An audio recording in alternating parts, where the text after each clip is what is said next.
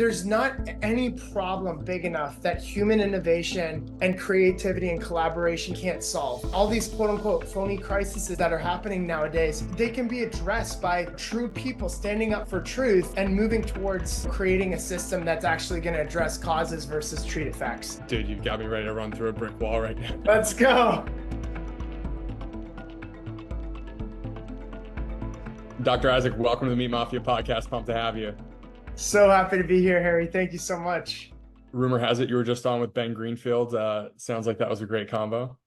Oh, it's great. Yeah, we laugh a lot, had a lot of fun. He was poking fun at me. I was poking fun at him, but it was really good, and we got a lot of really good information delivered as well, like we will today.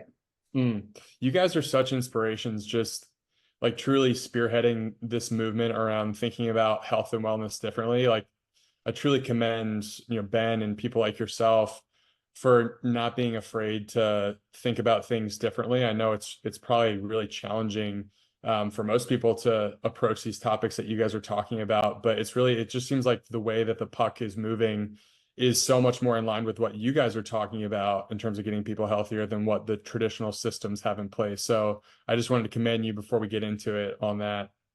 Thank you, man. I really appreciate it. I mean, we see it every day. We see truth every day with like the people we're working with and the doctors that we're coaching. And, I know Ben has clients, and I see so many people's like diseases reverse and, challenges reverse and energy transform, and they get 6-pack abs, and the women, are upgraded. And it's like, how can you not like be an evangelist of this type of healthcare when you like know what's a lie from what's true? You know what I'm saying?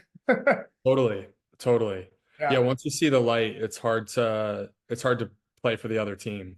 Exactly.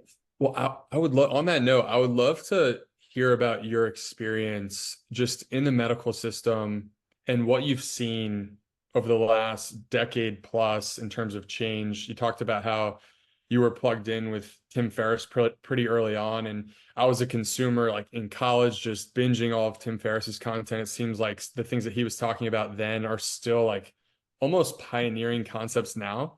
Yeah. So it's cool to see that they're getting more mainstream, but I would love to just hear from your perspective. What have you seen shift in the last decade or so from a health perspective? I think what happened for me, like when I was a kid, I was diagnosed with ADHD and dyslexia, and I just went down the same path that everyone else did. You get on medications, I got put in special needs to get extra time to take tests. I was still in the normal classes when we weren't test taking, but I was in special needs to get that extra time. And, my mom didn't know any better. The traditional model is like, hey, just take this medication to cover up this symptom. They don't really understand the biological systems approach to holistic and vitalistic healthcare that truly transforms lives. And so, my mom, though, saw the side effects of these medications, which is happening to hundreds of millions of Americans and, billions of people around the world, where they take, a medication or they get a certain procedure done, and they have this massive side effect that they don't even see the correlation. But my personality was sucked out of me. I'm like this outgoing, fun-loving kind of kid. And my mom saw that I was more introverted and I was like a little bit more depressed. And so she's like, well, this isn't right. Like, this isn't my Isaac. So she brought me to, this chiropractor, naturopath, and then a functional medicine, doctor, this medical doctor. And between the three of them, they figured out that, number one, I had some gut issues going on. I had candida overgrowth, dysregulated, microbiome. My diet wasn't the best, even though, I grew up in a relatively poor family and we ate everything, from home. I'd still enjoy Skittles. I'd still enjoy Oreos, still enjoy Fruit Loops, things of that nature. And that is directly connected to, ADHD with all the, blue and the yellow coloring and things of that nature. And then, working with these people to realign my nervous system, it like literally transformed my ability to function. I was getting C's and F's in class. And all of a sudden, after 3 months of working with these people, like my whole body brain elevated. I started getting straight A's in class. And that was kind of like the wow, like the awakening to like, this is the model that I want to be like, educating in and working in for the rest of my life. So, I get out there and the question was, how has it shifted the last 12 years? I mean, it has completely shifted dramatically the last few years, but even 12 years ago, it was like a grind. Like you had to educate people on what true healthcare is. We had what we call doctor's reports where people come in and they don't know what they don't know about, medicine versus, traditional medicine and symptoms based approaches to more of a holistic or vitalistic approach. So we would kind of educate them on the differences. And then it was like you would have patients for life because they were like, how could I go back? How could I go back to, I can't, it was kind of like I forget if it's a blue pill or red pill moment in Matrix, but it's like you swallow that red pill, right? And Yep. all of a sudden you're like, you see the world differently. And so we had all these people swallowing red pills and they're like, okay, like I can't go back, and their health transformed and so on and so forth. But when COVID hit, it was like, there were so many people asking intelligent questions about, hey, is the vaccine the only thing that we should really be, integrating to transform our health and to protect ourselves against, COVID? And intelligent people were asking intelligent questions and coming up with intelligent, conclusions. And that's where I think the great awakening has taken place. And there's more and more people now that are waking up than ever before to more of this movement of true healthcare that's going to revolutionize the world. Mm. It's so cool seeing the number of doctors specifically. I think there's an upswell in general, but just doctors who are empowered now to start thinking differently. Is that something that you're seeing? I know you work, have founded Health Experts Alliance. Are you seeing that surge on the front lines of just people who are like, hey, there's a different model of healthcare out there that we can wrap our heads around and start actually providing a service that works? Yeah, totally. Yeah, I mean, I pioneered Health Experts Alliance and started putting on events for doctors and masterminds and coaching to help doctors understand the modern day approaches to healthcare. Now we have a Disrupt clinical event in the spring and a Disrupt business event in the fall. So it's like we're all about disrupting healthcare because it's actually disease care. And we need to create a new model that is, again, going to help revolutionize the practice of healthcare in the doctor's offices and the health coaches' offices and whatever, whoever the practitioner is. And we're seeing just revolutionary results because of the philosophical approach to healthcare, but also the systematic business growth and scaling strategies that you just aren't taught in medical school. You're not taught in chiropractic, college. You're not taught in naturopathic university, et cetera. So it's unfortunate, but this is a movement that's taking place where we're helping to modernize the doctor of the future. And they're now, the top 1% of the practitioners that are cash pay practitioners out there. Amazing. I want to come back and circle back to this topic, but I'm really interested in your mom's approach to figuring out a solution for you, because it seemed like she had that motherly instinct of like, I can either go down the conventional path with my child who's showing signs of struggling with ADHD, or I can go find some people who might give me some unexpected answers, but I'm willing to try that. What do you think that was about her where she was just like, hey, let's try something unconventional? She had such a deep love for me and her kids. We have 7 brothers and sisters, so a lot of kids in the family. But I mean, she just loves us so much, and she just wants the best for us. And when she, her dad was an executive, a big, pharmaceutical company in Montreal, Canada, called Burroughs and Wellcome, that got bought by GlaxoSmithKline. And he was entrenched in pharma. So she grew up seeing him being addicted to drugs, him being addicted to these different things. And then unfortunately dying from an overdose of these medications later on in her teens, or I guess early on in her teens. I think she was 13.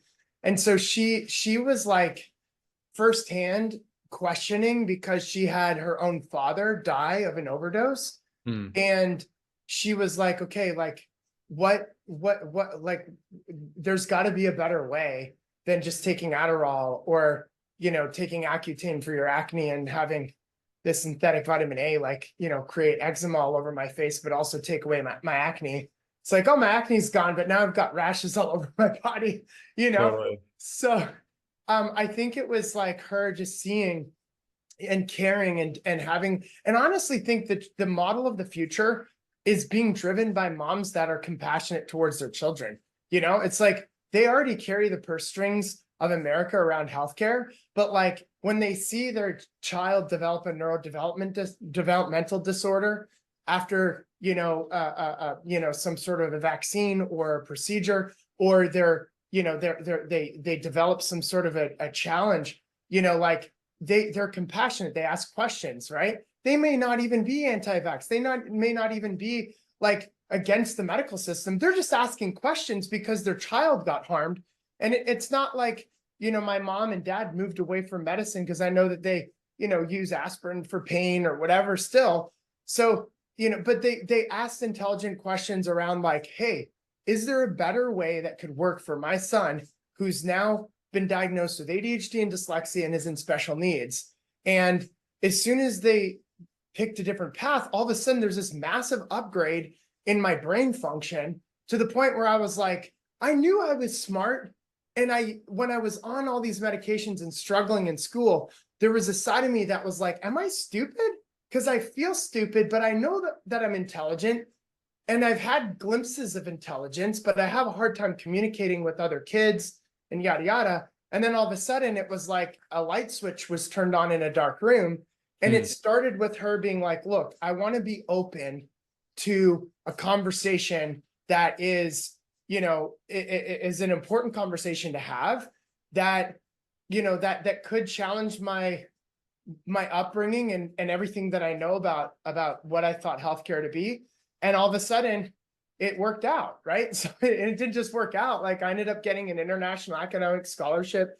I was on the national dean's list. My dean of the university let me double up on classes. So I was a doctor at 24 years old. So it was like, but I see how many more little Isaacs are there out there right now that are being suppressed and depressed by the current quote unquote healthcare system that's a disease care system that's propagating all these lies, that is holding these children back from their greatness. So that's what I really want to help doctors like go out there and change the world, build brands, build businesses that serve and transform people's lives. That's incredible.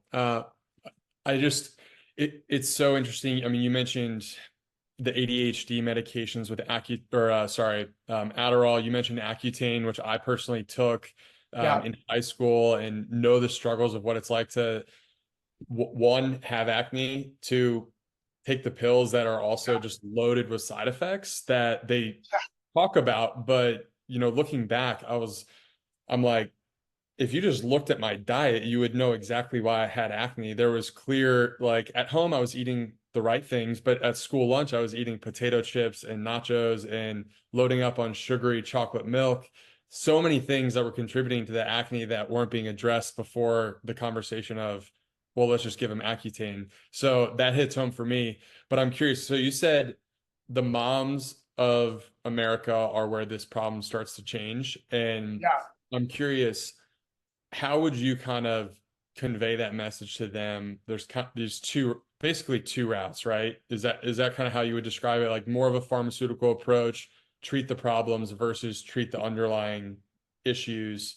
Like philosophically, they call it ADIO, right? Above, down, inside, and out. It's an approach of like, you believe that there's an amazing creator that created your body, that put an intelligence in your body, or what they call an innate healing and regulating power, that when you allow for there to be no interferences with that innate healing and regulating power, and you allow for that, because here's the thing, if you cut your hand, you don't need a supplement or a medication for that cut to heal.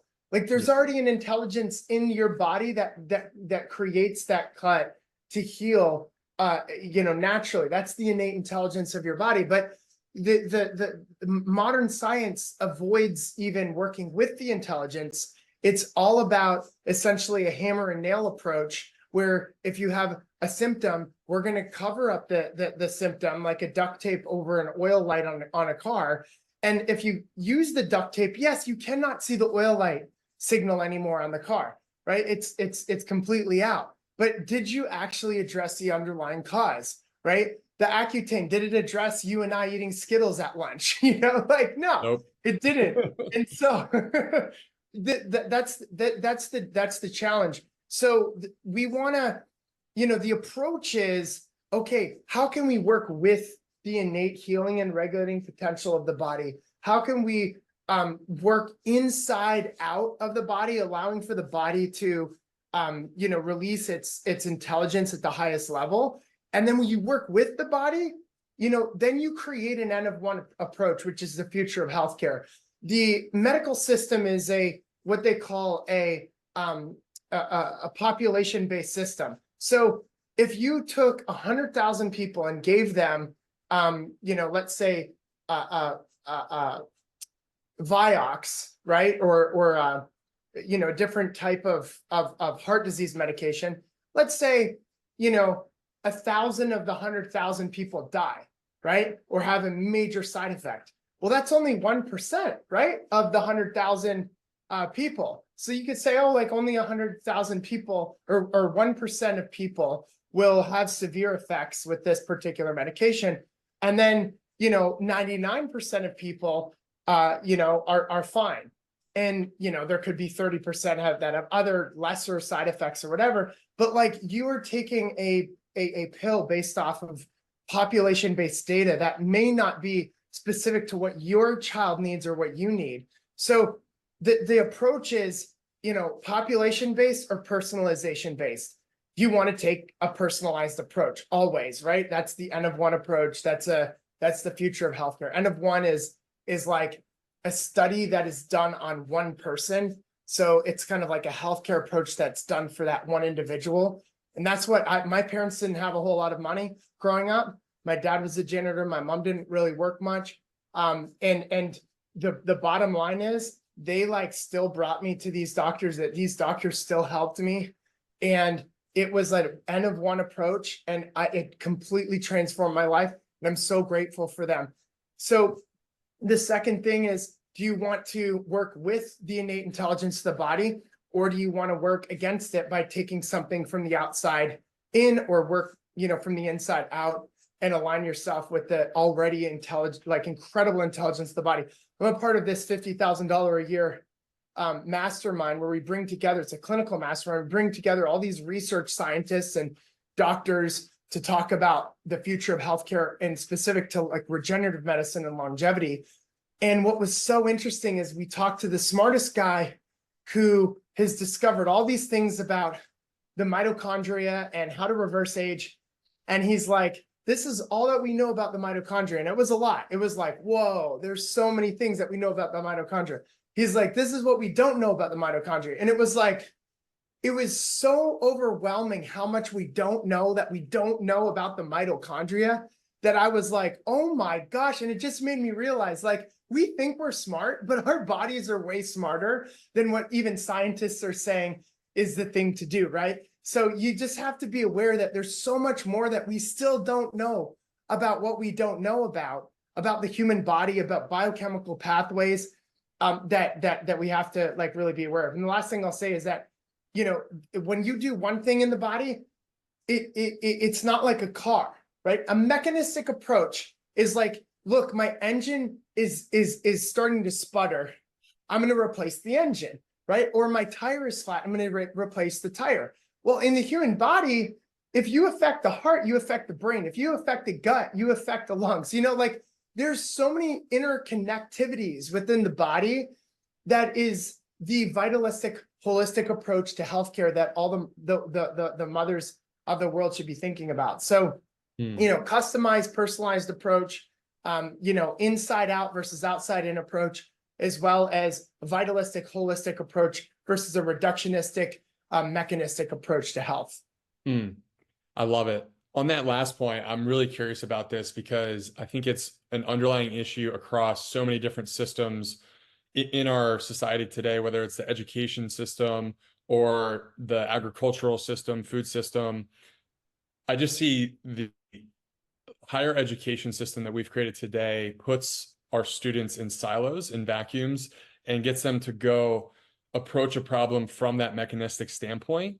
So Yes. when you do put them in an arena where they're asked to look at the whole body in its totality, they don't see it in that way. They only have learned it through this mechanistic approach, this vacuum. And so I'm wondering, do you have any thoughts on how to unpack the damage that we've done from an educational standpoint in terms of setting our doctors up to not really understand the whole body? Oh my gosh. Yeah, no, it's such a good question, because when I launched Health Experts Alliance, it was giving business training to doctors to go out and help, transform more lives.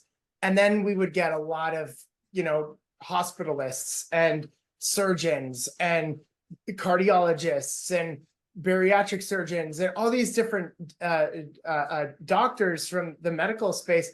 And I would show them the business training, but if they didn't have context for the philosophical approach to health, they really can't generate a good business model that's outside of the traditional system. So they have to rewire how they think about health, because literally in their school system, they get like 1 or 2 hours of nutrition education. Like think about how crazy that is. In their intake forms, they don't have any questions about nutrition or hydration, which, like, half of America is dehydrated. They're not drinking enough water, right?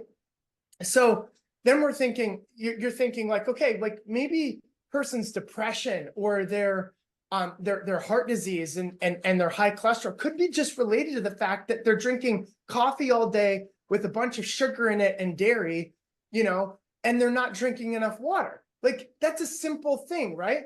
But they don't even have that on their intake forms, and they're not even educated on it.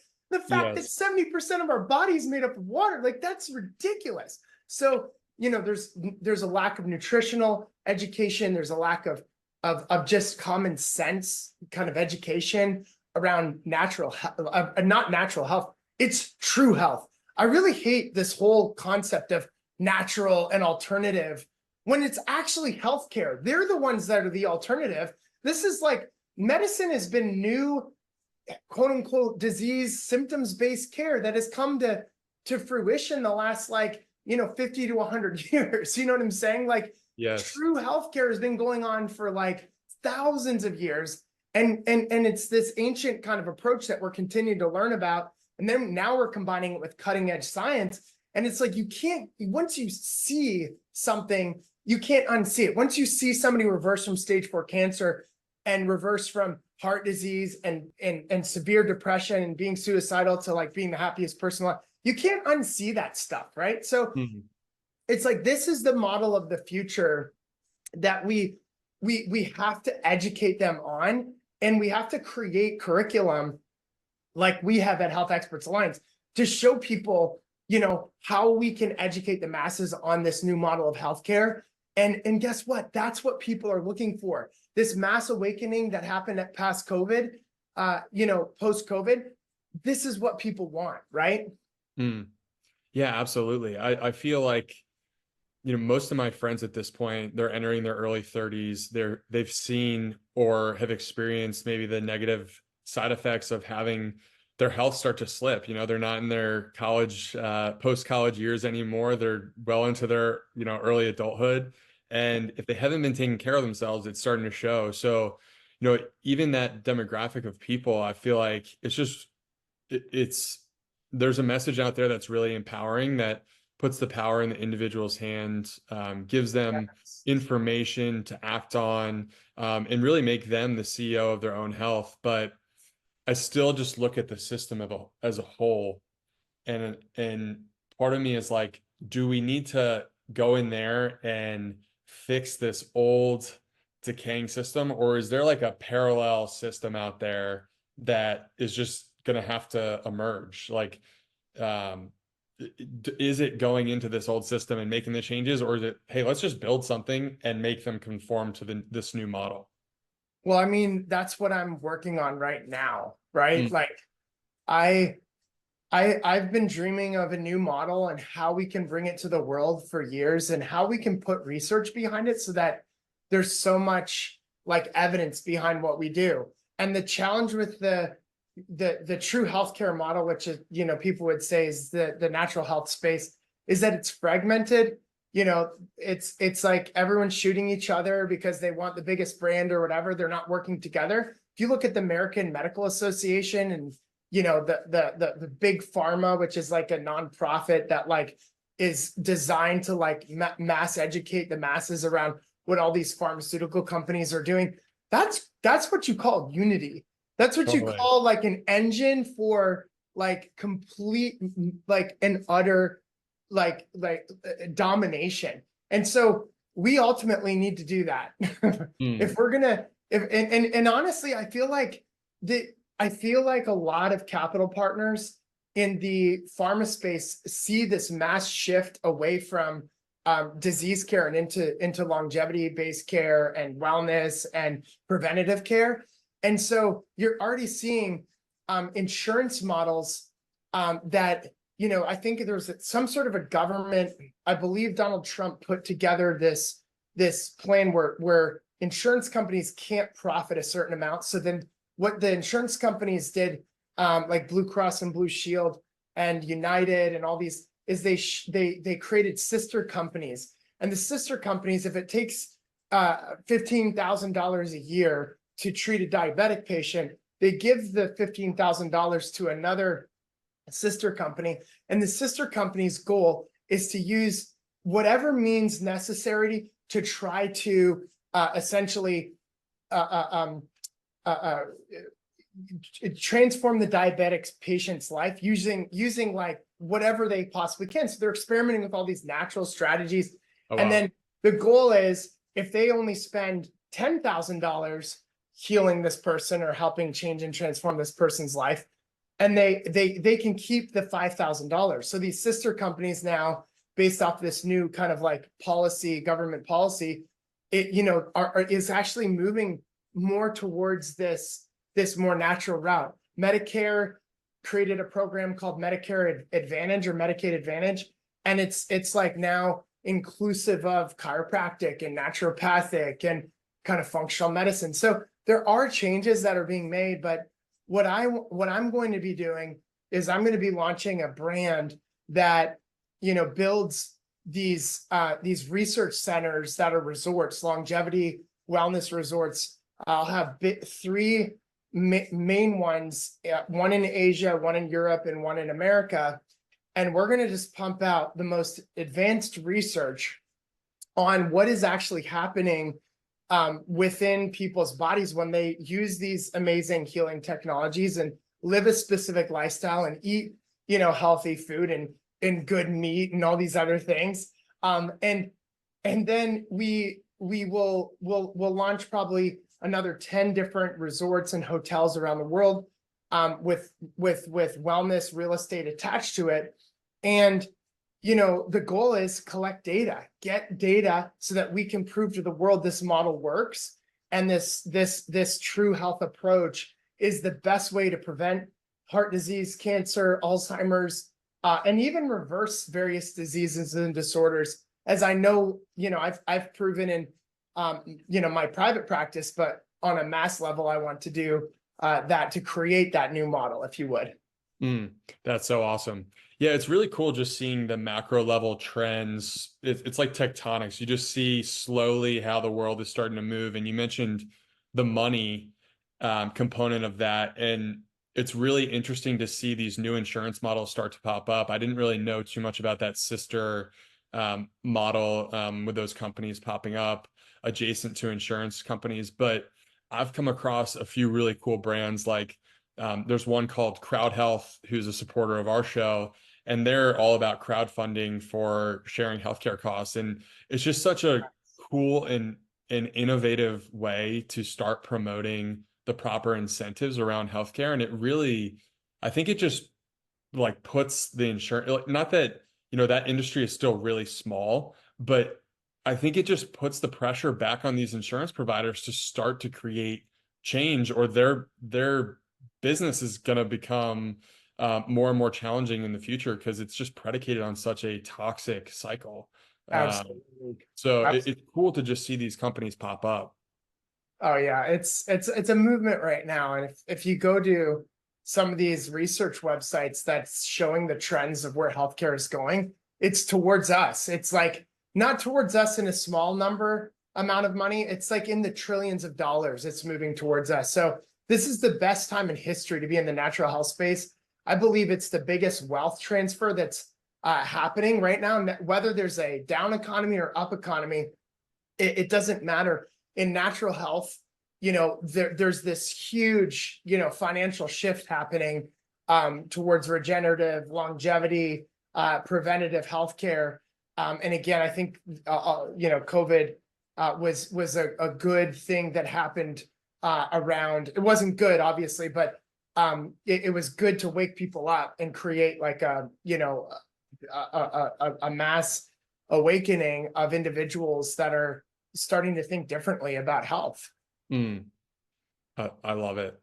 Yeah, Yeah. one of the things you mentioned earlier, you were talking about data and funding studies, and then you were also talking about N of one and treating the person for the person.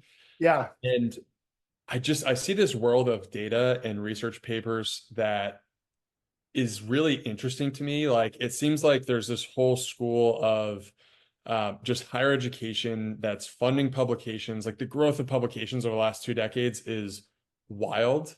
And it makes me think that we're like we're over indexing to certain data, and some of it is Yes. becoming saturated. And we're not looking at that N of one approach in a Yeah. way where we're really like experimental and trying to get to more root cause data. And I wonder, like, with what you're talking about with this more just honestly, it's like more of a capitalistic approach to like getting that data. It seems like that will bear a lot of really good fruit and information, but that challenge of getting that data, like I know the natural medicine community has struggled to get funding for so long.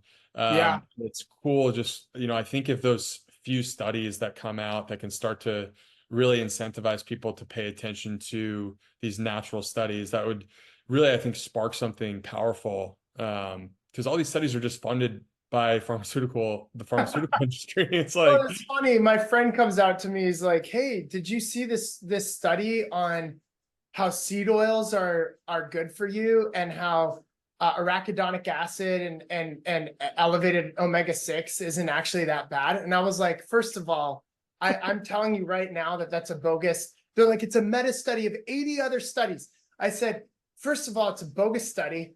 I'm like, I don't need to even look at it to tell you that it's bogus, because I've personally worked with clients that have done pre and post blood tests on their omega-3 to 6 ratio.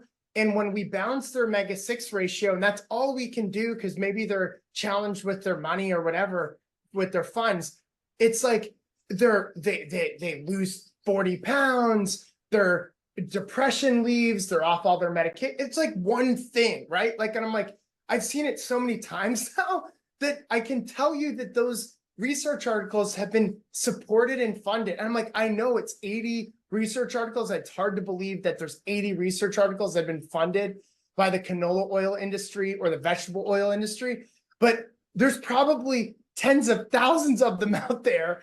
And so, that industry is that lucrative. They can fund those studies. exactly. Like, well, it's a meta study. And I'm like, all right. And then they come to me, they're like, "Hey, Isaac, the very first thing that I saw was the source of the people that built this particular meta study.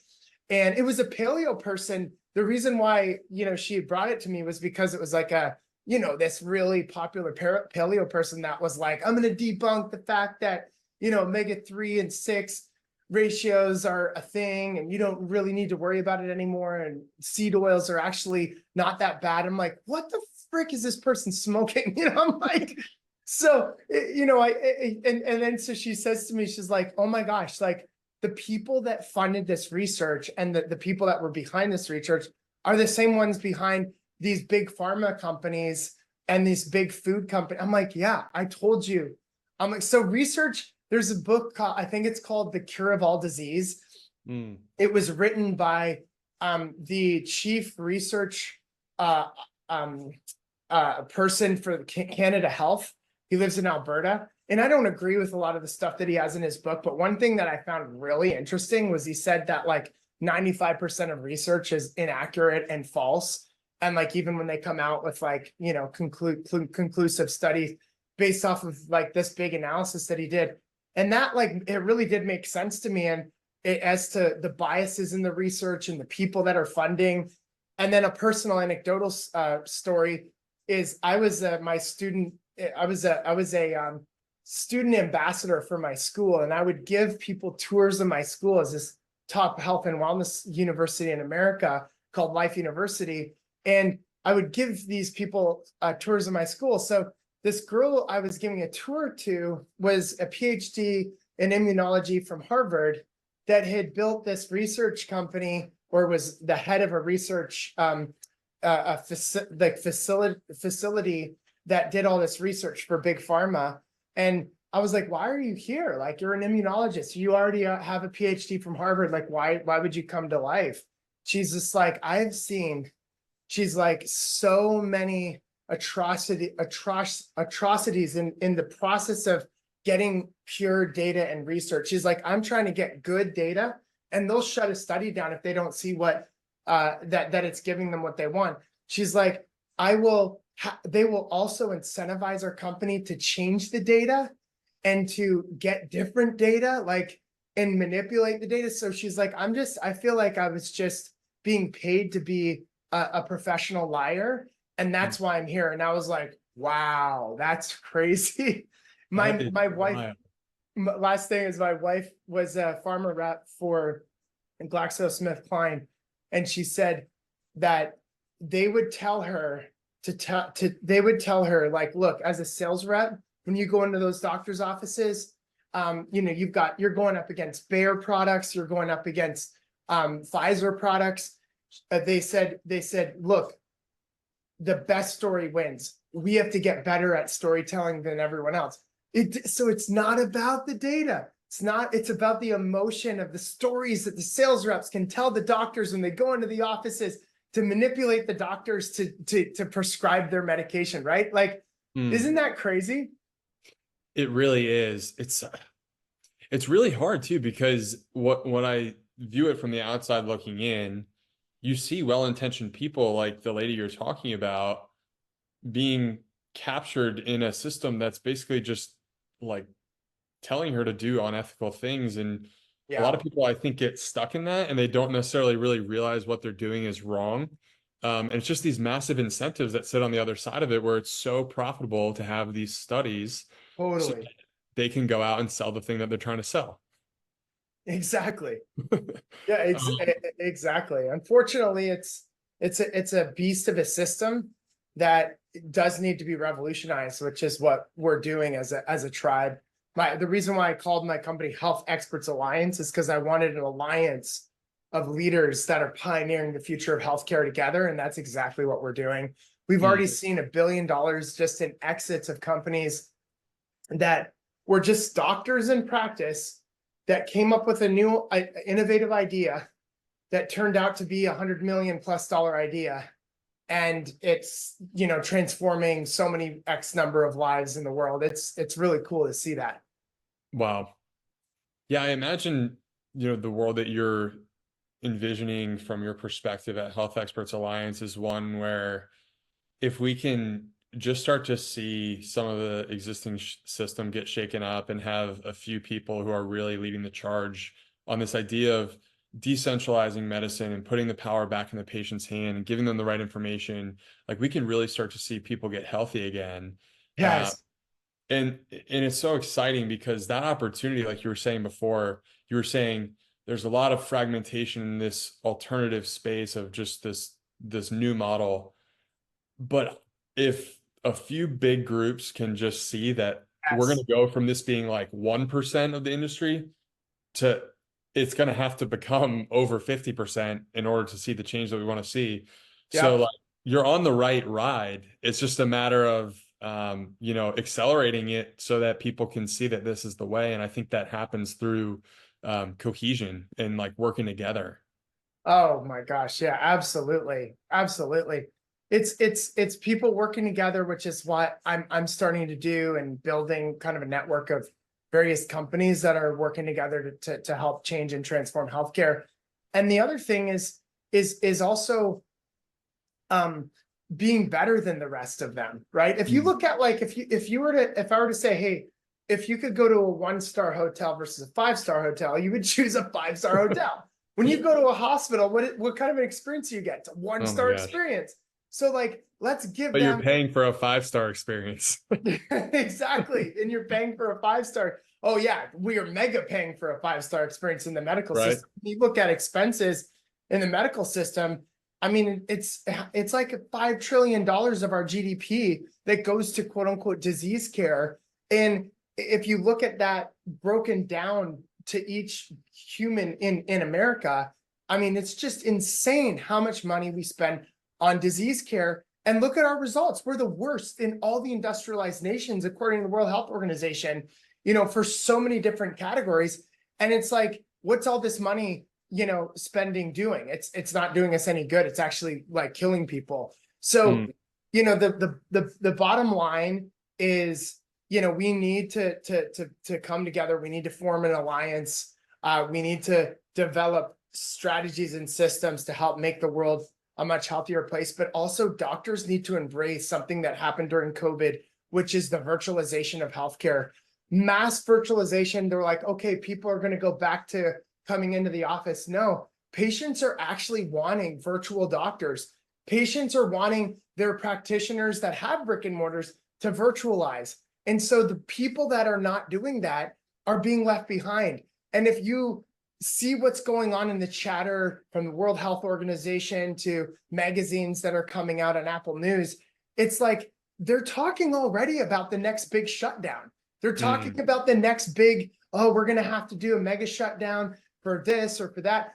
And I'm just like, we have to be prepared to be able to work with patients no matter what the heck, the world throws at us and gets thrown at us. Like, we need to be nimble and understand the modernization of healthcare is here. And we need to understand AI. We need to understand the integration of virtualization so we can see. And the kind of cool thing about it for the doctor is they make more money, and they actually are more efficient with patients and the people that they're serving, because there's all these automations in place and it's not so much manual labor in office. And so it's an exciting time, I think, for doctors, because they create more freedom for themselves. They create better results for the people that they're serving. And they're also being able to generate more revenue and more money because they're able to get better outcomes and see people more efficiently. Mm. Do you also, one of the things that I've heard a few times on this show is that doctors are really dealing with a large amount of burnout. And I know that just from having friends who are doctors, the industry is really tough. Like people are Yeah, being asked to do things that, you know, they signed up for, but are just incredibly challenging. And they're not even able to get into the depth of the care that they want to get into because they have to see so many different patients. And I wonder if the telemedicine business in general is just this unlock to like make it more of a spirit-driven yeah, approach to healthcare where it's like I can actually serve my patient and yeah. give them what they need.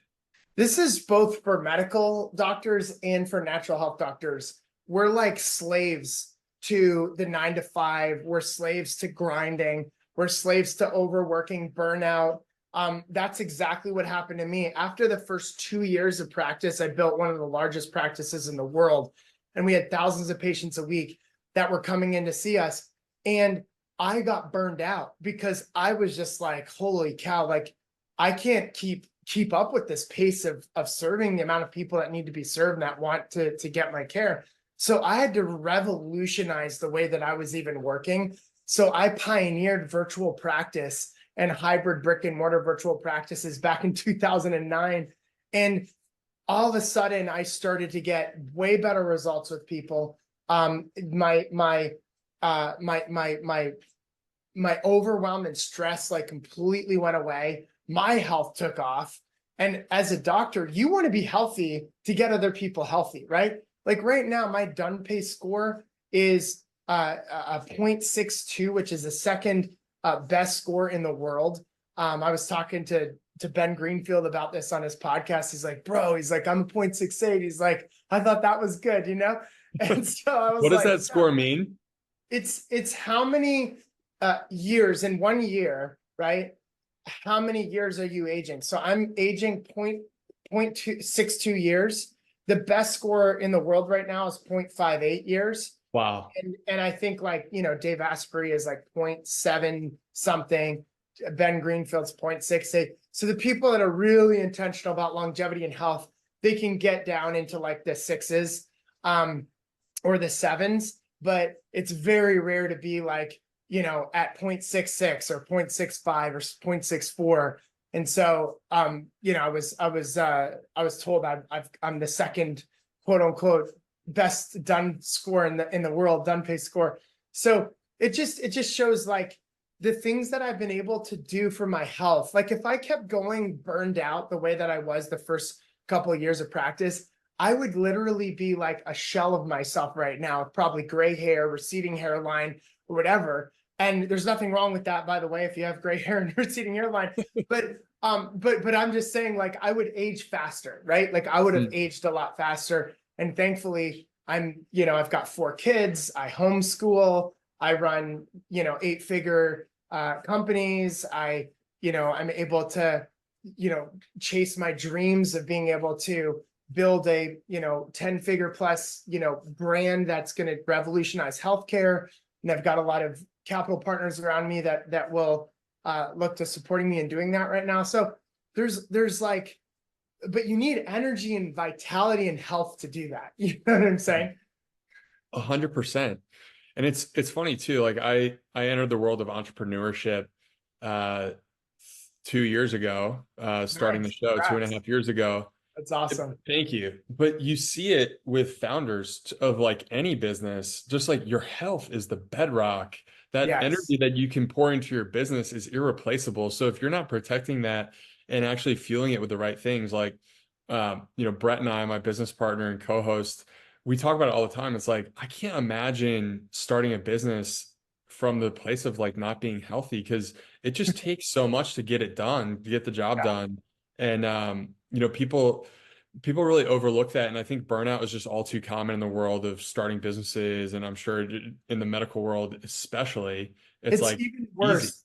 Yeah. And the other thing about the medicine is that most medical doctors, they delay their retirement by 5 to 10 years Wow. because of the lack of financial stability they have, which is something you'd never think of, right? You never think that the doctors start living the doctor lifestyle and then they're not in a financial position to retire. And now that insurance companies are cutting them, inflation, all these other things, doctors are not making the type of money that they used to make, right? Mm. And so unless you're getting great results with people, like all the doctors that I work with are making more money than ever before because we get great results with people that we're working with and we got referrals, you know? So that's the way it should be. But you know, that's one of the biggest challenges. And then the other thing is the biggest suicide rates. If you look at all the professions, biggest suicide rates in all the different professions are doctors, right? Or are one of the highest. And so you look at that and you're like, wow, that just goes to show they're not taking care of their health, their mental health, their physical health, they're pushing their bodies, they're stressed, and they're burned out, like you said before. Yeah. 100%. I'm curious. So we've got an election coming up here, and I'd love to just put you in the scenario. You get put into office. You're handed over the budget for medical spending in the U.S. What are some of the first things that you're doing with that power, Wow. that ability to just reform some policy? Like, what are you looking at first? I'd love to just understand kind of where we can start to make some change if you were put into a position to do that.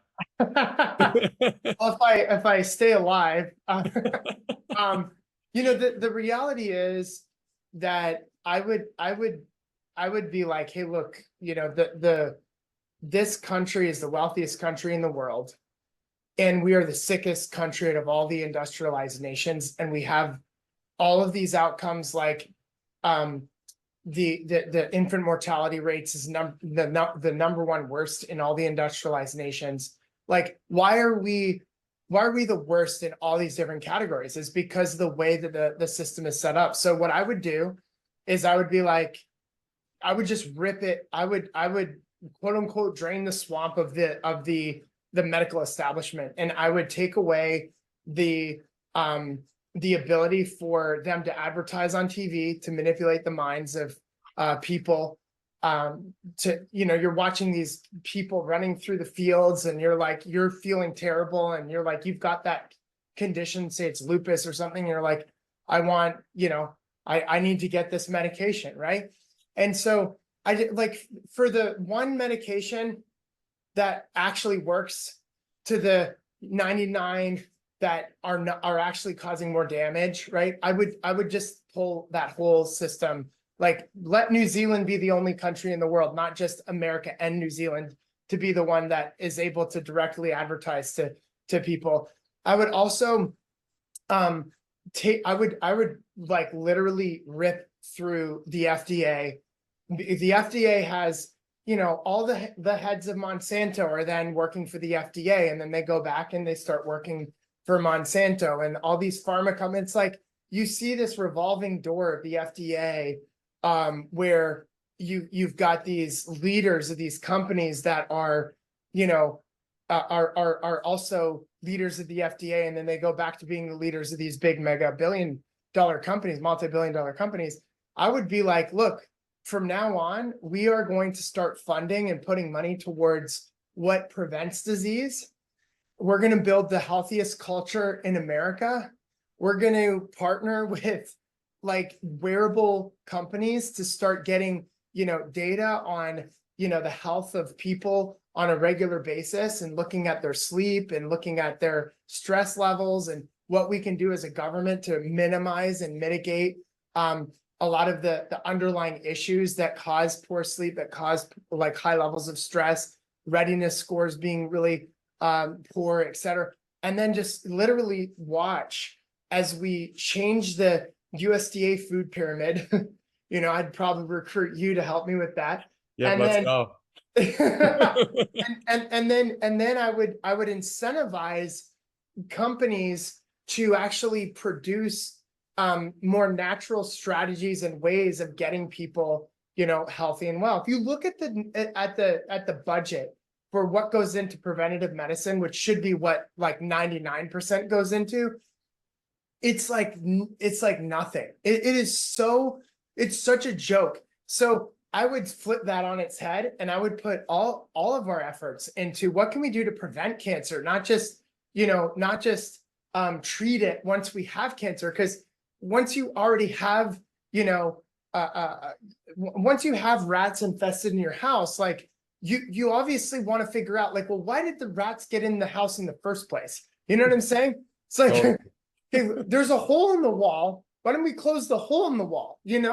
So those are, I would be putting money into preventative, changing the FDA, changing USDA system. I would also make it illegal for people like Anthony Fauci to be able to make as much money as he made during COVID because of patents that he held, et cetera. Like, I would completely shift and transform healthcare to the point where people, like, this country is the happiest, healthiest country in the world, and we are thriving at a level that we've never thrived before. And think about the productivity and the economy. If you have a country that is healthy and happy, you have a country that is creative, innovative, and economically thriving. I aligned with one of my business coaches, Dan Sullivan from Strategic Coach, that said there's not any problem big enough that human innovation and creativity and collaboration and synergistic relationships working together can't solve. And I was like, that's a beautiful way to think about it. Like, we can ultimately solve any problem, and all these quote unquote phony crises that are happening nowadays, they can be addressed by, true people standing up for truth, and moving towards, creating a system that's actually going to address causes versus treat effects. Mm. Dude, you've got me ready to run through a brick wall right now. Let's go. Let's go. No, there's just so much creativity that would be unlocked through fixing these health problems. Like, I just think about the potential that is left on the bone with people who are struggling unbeknownst to them with underlying health conditions that are just a product of a broken system. And and it would take radical change, and one of the things that I think is, maybe I would love to get your take on this, but the paralysis around policy and healthcare is totally driven by a need for the data to prove XYZ. And there's just this gate-kept nature to the data that makes it so the policy just is so behind. Like, we're not aggressive with the policy that we're pushing because it's just underfunded and underrepresented. But if you look back 100 years ago, that's how the world was, and people were healthier. So yeah, it's just, I think people are waking up to it, and I just envision a US that just totally transforms over the next several decades for this, like, starting with taking care of your health, and just then like all the positive things that flow downstream of that, like better family lives, businesses and creativity thriving, people actually being happy and joyful. There's just such a spirit to good health that you don't understand it until you have it. So true. When I did this longevity test, my age, my biological age, if you look at the various biological clocks of the body, is 27, and I'm in my 40s.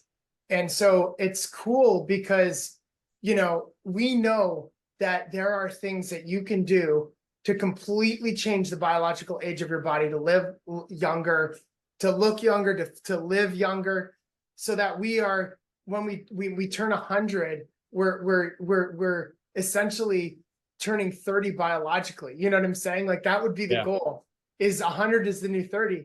And so, like my friend Jeffrey Gladden says, so I would just, like, I can't imagine if we keep people healthier longer. Like, we don't have a population-based issue in this world.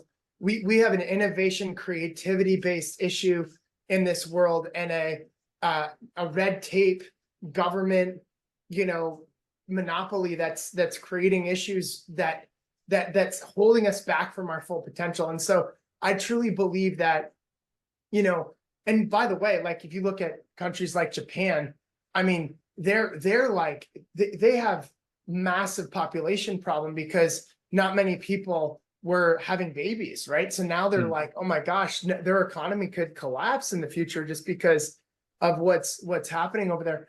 But I mean, we have an opportunity to revolutionize and pioneer a new model of healthcare, and the way that we can truly live and be in the healthcare system. And I think it's people like you. I just want to put my hat off to you, Harry, and your partner, for like getting this message out there, having a platform where people can learn truth, that they can learn about nutrition, they can learn about true healthcare, they can learn about things that will inspire them and lift them up versus tear them down. I mean, it is just awesome that there's people like you out there that are doing things like this.